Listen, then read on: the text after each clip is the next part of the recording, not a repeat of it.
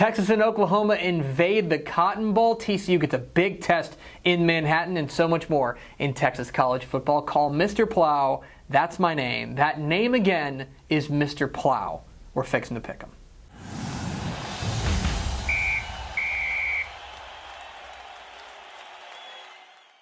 Welcome in to Fixin' to Pick'em, your guide to the Texas college football weekend. My name is Greg Tepper of TexasFootball.com. Thank you for watching. We've got a big slate of games across the Lone Star State, and we start with one of the best rivalries in sports.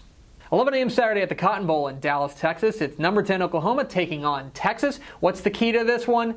Basically, you can't let Oklahoma's front seven dominate. This might be the best linebacker core in the conference, and they're going to try to impose their will on this Texas offense, which is already struggling.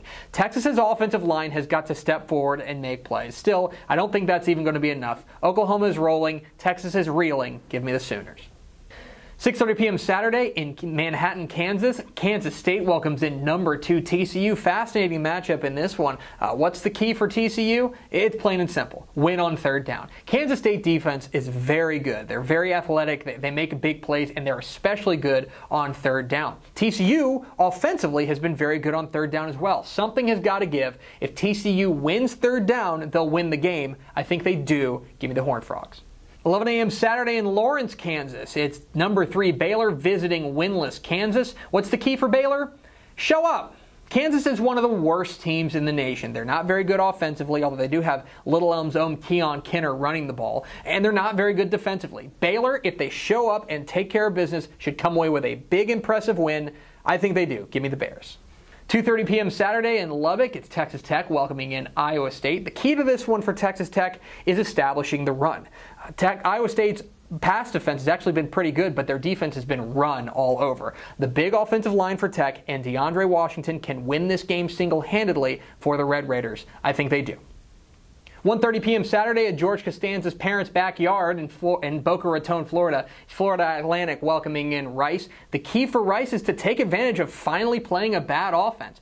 Rice has run through some very good offenses in the past, and they've got the stats to show for it. Florida Atlantic is not going to be able to beat them offensively. It's going to come down to Rice's defense actually standing up to an offense that's not elite for once.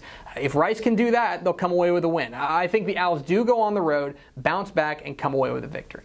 6 p.m. Saturday in Lafayette, Louisiana. It's the Raging Cajuns of Louisiana Lafayette taking on the Texas State Bobcats. For the Bobs, it comes down to defending play action. Louisiana Lafayette loves to run the ball with Elijah McGuire, but then they like for their quarterback, Brooks Hack, a Katy product, to pull it back and hit a big play over the top. Texas State defense has been very bad. I think that continues. I think Louisiana Lafayette gets the win. 6 p.m. Saturday at the Alamo Dome, UTSA welcomes in Louisiana Tech. The key for the Roadrunners is getting the ground game going. When their offense has gotten Jarvion Williams, the running back, going, it's actually been okay. This serves 2 purposes. 1, it actually gets their offense going, and 2, it keeps the explosive offense of Louisiana Tech with Jeff Driscoll and Kenneth Dixon off the field. That said, there's not a whole lot of consistency in this UTSA team. That's why I like Louisiana Tech. 11 a.m. Saturday in Miami, Florida. It's Florida International taking on the UTEP Miners. For UTEP, this is an opportunity to prove once and for all that everyone's wrong about your defense. Florida International does not have a good offense. In fact, it's one of the worst in the nation. For UTEP, this is a chance for them to flex some defensive muscles and show some pride. The problem is I don't know if their offense is going to be able to come around and get enough points on this Golden Panthers squad, especially on the road. Give me Florida International. And finally, 4 p.m. Saturday in Denton, Texas at beautiful Apogee Stadium. It's the North Texas Mean Green taking on Portland State. For North Texas, do something. Anything. This North Texas team has been really bad through its beginning of the season, and this is an opportunity to turn it around. Now, Portland State's no pushover. This is the team that went to Washington State in Week 1 and beat Wazoo. And here's the problem for North Texas. If they don't get going, if Andrew McNulty in this offense, if running back Jeffrey Wilson, if they don't get a win here, there may not be a win on the schedule. This is a big game for North Texas, even though it doesn't seem like it. I think the Mean Green show some pride. I think they show some fight. Give me North Texas. That's going to do it for Fixin' to Pick'em. What am I wrong about? Leave comments down below. Don't forget to hit the subscribe button. Follow us on Twitter at DCTF. Like us on Facebook, facebook.com/DaveCampbells.